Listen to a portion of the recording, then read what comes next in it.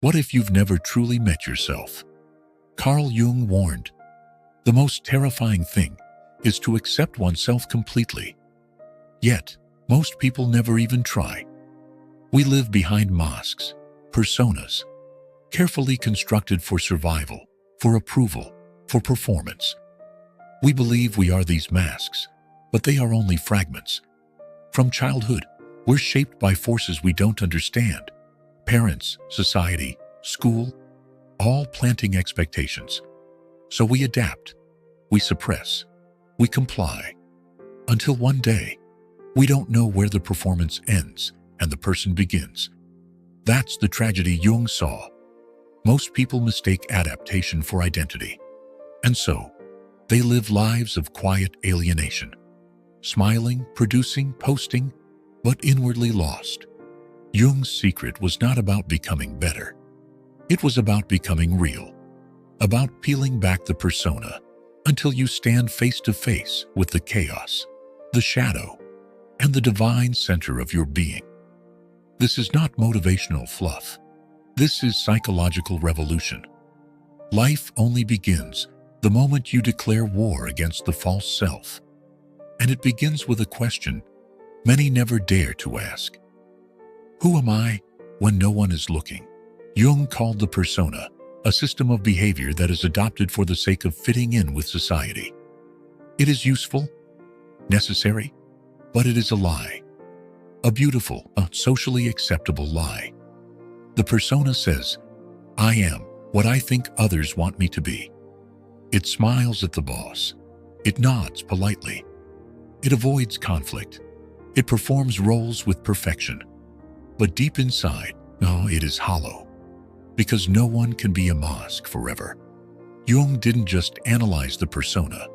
He exposed its tyranny. He saw how modern life inflates the persona while starving the soul. Social media is a magnifying glass on this dynamic. We curate selves. We advertise personas. We chase likes to escape loneliness. But the soul doesn't care about applause. It demands truth.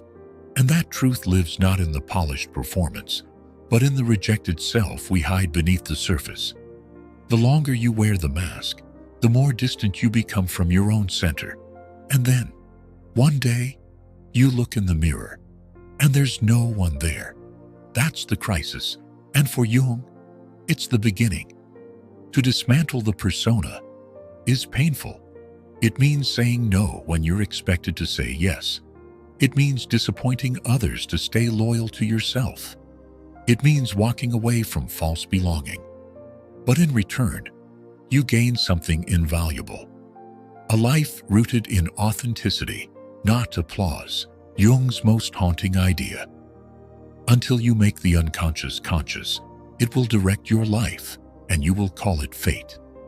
The shadow is not evil. It is everything you've denied, suppressed, rejected. Your anger, your lust, your ambition, your fear, your creativity. The shadow is not your enemy.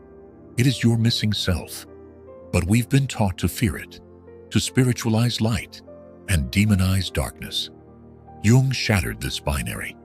He knew integration is salvation. Because without your shadow, you are half alive. You are a smiling corpse, applauded by the world and abandoned by your own soul. To embrace the shadow is not to become dangerous. It is to become whole. When you own your rage, you stop projecting it. When you face your insecurity, you stop blaming others. When you befriend your shame, you stop hiding from life. Shadow work is soul work. And it begins when you stop saying, I'm fine, and start asking, who am I really? It requires silence, honesty, and time. You must journal, dream, reflect. Remember, you must grieve old identities and forgive your own imperfections. And above all, you must be courageous enough to see what you've spent your whole life avoiding. Jung taught that the human psyche is structured by archetypes, patterns of potential rooted deep in the collective unconscious. The hero, the wise old man, the trickster, the mother. These are not fantasies. They are internal forces. You are not a blank slate. You are a battlefield of archetypes. Individuation, Jung's central concept, is the process of becoming whole by integrating all these archetypes into consciousness. It is not linear. It is not easy. It is alchemical. You must descend into the unconscious, face the chaos, dialogue with the shadow, mourn your lost innocence, transcend your ego, and then, slowly, painfully, you begin to transform. You don't become someone else. You become yourself. The self with a capital S. The totality of your being harmonized.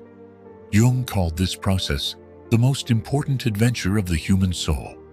And most never begin it, because it demands the abandonment of safety, the willingness to become an outcast in order to become real, and the capacity to endure the unbearable tension between who you were and who you are becoming.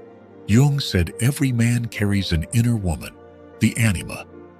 Every woman an inner man, the animus.